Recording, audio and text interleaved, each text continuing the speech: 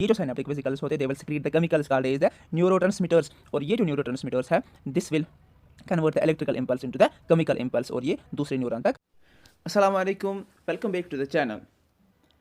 Dear students, hope you all are doing good, and in this particular video we will be discussing the topics of the nervous system. पिछले videos में हमने nervous system का जो control and coordination का जो introduction है वो किया था, and then we have started that chapter as well. So dear students, अगर आपने वो वाला वीडियो नहीं देखा वो भी चेकआउट करना, एंड देन ये वाला देखना. इन द अर्लियर वीडियो हमने एक तो नर्वस सिस्टम के बारे में पढ़ा, then we discussed about the neuron, and हमने न्यूरॉन का स्ट्रक्चर भी देखा. सो आज हम इस वीडियो में टाइप्स ऑफ न्यूरॉन देखेंगे, and then something about the nerve impulse. So dear students, सबसे पहले हमने कल पढ़ा था myelinated and non myelinated neurons.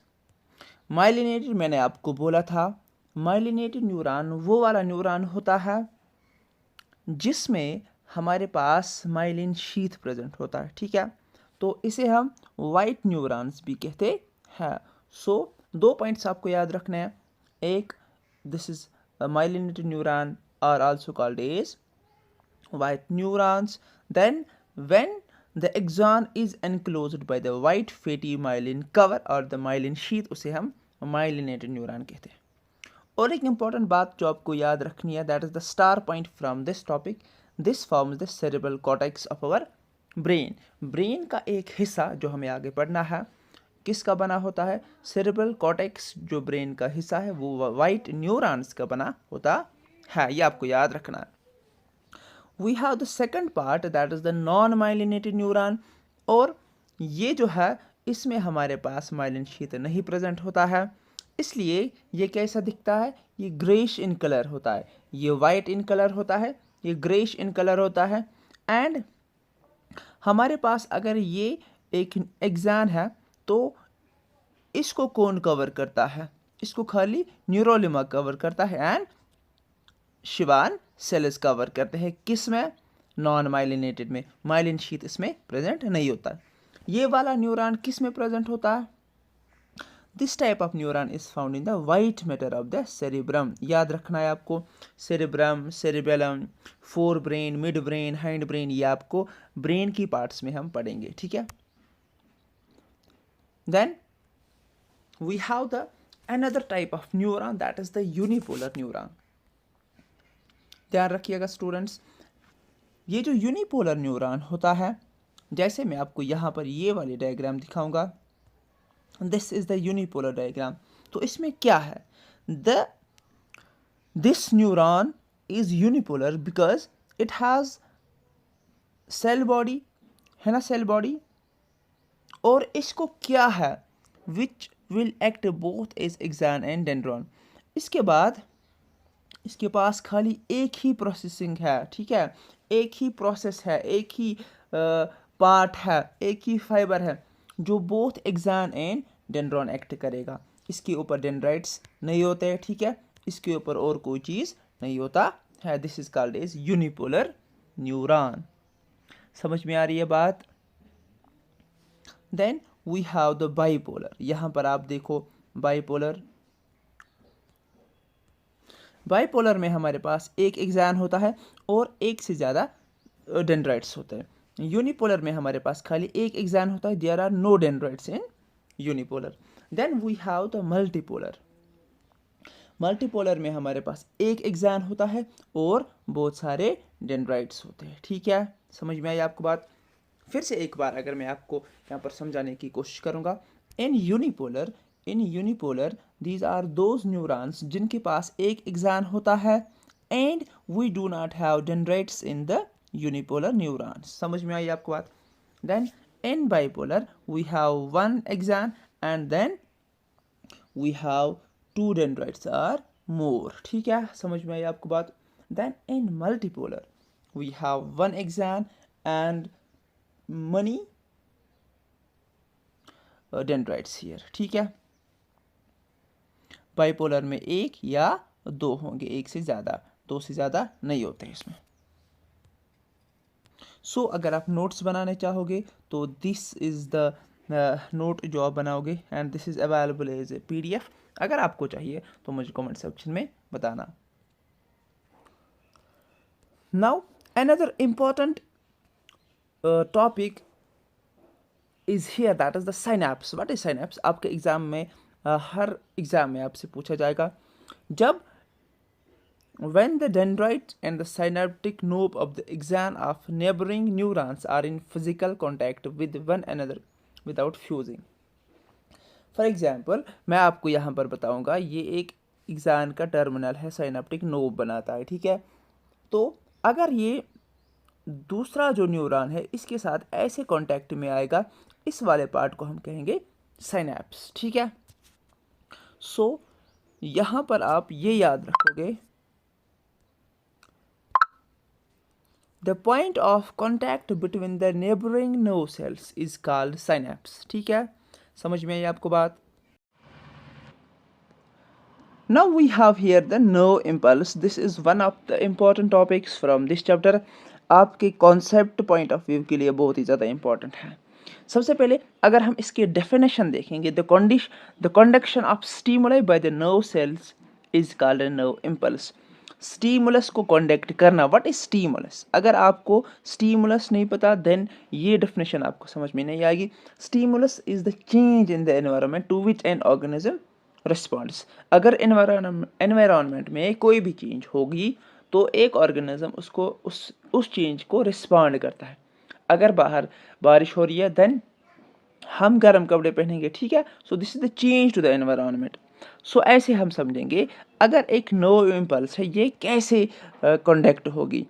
सबसे पहले if we have here neuron, ये आप समझने की कोशिश करना, this is the neuron and ये आपके डेंड्राइट्स है, then this is the cell body and this is the axon, this is the axon terminal। here we have हमारे पास दूसरा एक न्यूरॉन आएगा, ठीक है। अच्छे से बनाने की कोशिश करेंगे। if this is the neuron and another neuron here, अब देखो इसके ऊपर वी हैव डेंड्राइट्स। जब भी यहाँ पर we have sense organs, we have receptors. Receptors क्या करेंगे, ये जो कोई भी हमें सिग्नल आएगी तो रिसेप्टर्स इसको ट्रांसमिट करेंगे, इसे पहुँचाएंगे टू द डेंड्राइट्स। सबसे पहले डेंड्राइट्स को पहुँचाएंगे। जैसे हम कहेंगे the dendrites will receive the stimuli from the receptor, जैसे मैंने आपको बोला, ठीक है। अब जब इसने रिसीव किया, किसने? डेंड्राइट्स ने रिसीव किया, तो ये कहाँ पहुँचाएगा? ये पहुँचाएगा इसको सेल बॉडी में। दूसरा पॉइंट ये पहुँचेगी सेल बॉडी में, ये जो कंडक्शन है, जो कोई भी इंफॉर्मेशन है। इसके बाद ये पहुँचेंगी टू द एक्सॉन। तीसरा पॉइंट याद रखना, सबसे पहले receptor to the dendrites, then cell body, then axon, और लास्ट में यहाँ पर मैंने आपको बोला था साइनेप्टिक नोब्स होते हैं, ठीक है। याद रखा आपने, साइनेप्टिक नोब्स मैंने आपको बोला था। और ये जो साइनेप्टिक नोब्स होते हैं ये क्या करते हैं? They will release the neurotransmitters. ये न्यूरोट्रांसमीटर्स रिलीज करेंगे। समझ में आ रही है बात? न्यूरोट्रांसमीटर्स को कौन रिलीज करेगा? दी साइनेप्टिक नोब्स, और ये पास करेगी signal to the another neuron. समझ में आई आपको बात? फिर से एक बार मैं आपको समझाऊंगा। अब ऐसे सबसे पहले we have the receptor. Receptor कहाँ पहुँचाएगी सिग्नल? रिसेप्टर सिग्नल पहुँचाएगी टू द डेंड्राइट्स। डेंड्राइट्स फिर कहाँ? To the cell body. फिर कहाँ? To the axon terminal. Axon terminal तक, एक्सॉन के बाद एक्सॉन टर्मिनल्स होते हैं और उनके पास साइनेप्टिक वेसिकल्स होते हैं। और ये जो साइनेप्टिक वेसिकल्स होते हैं they will secrete the chemicals called as the neurotransmitters. और ये जो न्यूरोट्रांसमीटर्स है this will convert the electrical impulse into the chemical impulse, और ये दूसरे न्यूरॉन तक पहुंच जाएगी सिग्नल, ठीक है। समझ में आई आपको बात? आज हम न्यूरॉन्स को ख़त्म करेंगे ताकि हमारा ज़्यादा टाइम इसमें ना स्पेंड हो। अब हमारे पास है टाइप्स ऑफ न्यूरॉन्स। हमारे पास क्या क्या टाइप्स हैं? सबसे पहले सेंसरी न्यूरॉन्स। ये जो मैंने आपको रिसेप्टर्स की बात की, ये आप देखोगे, देखो we have the sensory neurons. ये मैं थोड़ा एडजस्ट कर लूँ। Sensory neurons, what are sensory neurons? हम कहेंगे these neurons receive signal from sense organs. So जो भी न्यूरॉन्स रिसीव करेंगे signal from the sense organs, from the receptors, ठीक है, तो हम उसे क्या कहेंगे? These are the sensory neurons. इसके बाद we have the motor neurons. Motor neurons क्या काम करते हैं? ये these neurons send signal to a muscle और ए ग्लैंड। देखो, ये पहुंचाते हैं टू द मसल। ये आपको याद रखना है। सेंसरी न्यूरॉन्स वो वाले न्यूरॉन्स हैं जो रिसीव करते हैं, ठीक है, लेकिन मोटर न्यूरॉन्स वहाँ से सिग्नल हमें सेंड करते हैं टू द ग्लैंड और the muscle. Then we have the association neurons. ये जो न्यूरॉन्स है मिडल मैन की तरह काम करते हैं। These neurons relay the signal between sensory neurons and the motor neuron. समझ में आ रही है आपको बात?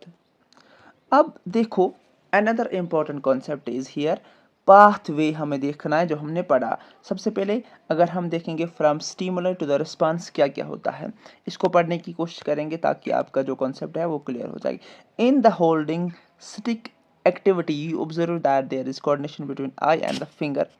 ठीक है, अगर आपको कोई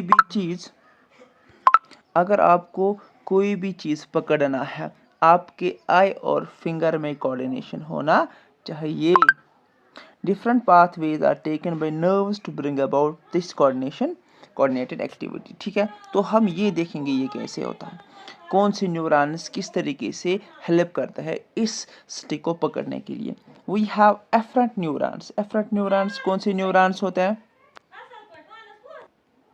अगर हम एफरेंट न्यूरॉन्स की बात करेंगे, हमने अभी सेंसरी नर्व्स पढ़ी, तो एफरेंट न्यूरॉन्स और sensory neurons these are the same. हाँ, जैसे यहाँ पर है, तो ये जो न्यूरॉन्स होते हैं एफरेंट न्यूरॉन्स, ये मैसेज ट्रांसमिट करते हैं towards the central nervous system. ठीक है, तो यहाँ पर अगर रिसेप्टर होगा, रिसेप्टर किसे मैसेज ट्रांसफर करेगा? एफरेंट न्यूरॉन को, सेंसरी न्यूरॉन को, और ये ट्रांसफर करेगा to the central nervous system. This is the sensory neuron. Now we have efferent neuron. Efferent neuron, इसे हम मोटर न्यूरॉन भी कहते हैं। इस जो भी काम अब नर्वस सिस्टम हमें वहाँ देगा, ठीक है, जो भी रिस्पांस हमें नर्वस सिस्टम देगा, इस रिस्पांस को कौन हम तक पहुँचाता है? We have the motor nerves, और इनको हम कहते हैं efferent neuron. Then association nerves क्या होती है? Association nerves which link together the afferent and the efferent nerves, इसे हम एसोसिएशन न्यूरॉन्स कहते हैं। अब मैं आपको समझाऊंगा कि ये कैसे वर्क करते हैं, these afferent neurons, efferent neurons. For example, ये हमारा रिसेप्टर है। रिसेप्टर हमें इंफॉर्मेशन देगा, स्टिमुलस जो होगी हमें इसका जो है ना क्या रिस्पांस देना है। ठीक है, we have different kinds of receptors in our body. We have sense receptors, we have taste receptors, we have smell receptors. ठीक है, तो यहाँ पर हमें जो रिसेप्टर है वहाँ से जो भी इंफॉर्मेशन पास होगी वो कौन सा न्यूरॉन होगा, ये आपको याद रखना है। This is the afferent neuron और द सेंसरी न्यूरॉन। समझ में आ रही है आपको बात? ये कहाँ तक पहुँचाएगा? To the cell body, cell body तक। ठीक है, देन यहाँ पर हमारे पास दो चीज़ें हैं। क्या? इन दोनों न्यूरॉन्स को कौन मिलाएगा? ठीक है, यहाँ पर इन दोनों न्यूरॉन्स को और एक न्यूरॉन मिलाएगा जिसे हम कहेंगे कनेक्टिंग न्यूरॉन और इंटर न्यूरॉन। ठीक है, देन सेल बॉडी से फिर से ये इंफॉर्मेशन वापस देगा जो हमें काम करना है। देन कौन इसको ट्रांसफ़र करेगा? इस वाले न्यूरॉन को हम कहेंगे efferent neuron. And at the end जो भी काम हमें करना है वो इफेक्टर ऑर्गन तक पहुंचाएगा। ठीक है, समझ में आई आपको बात? सिंपल है, एक दो बार अगर आप देखोगे, यहाँ पर जो भी काम हमें सेंट्रल नर्वस सिस्टम देगा, जो भी काम हमें, जो भी मैसेज हमें सेंट्रल नर्वस सिस्टम देगा, उसको एफरेंट वाला न्यूरॉन पास ऑन करेगा. This was all about this nervous system, the neurons, the types of neurons. Hope you have understood these topics. Video अगर अच्छा लगा हो then please share the video and subscribe the channel as well.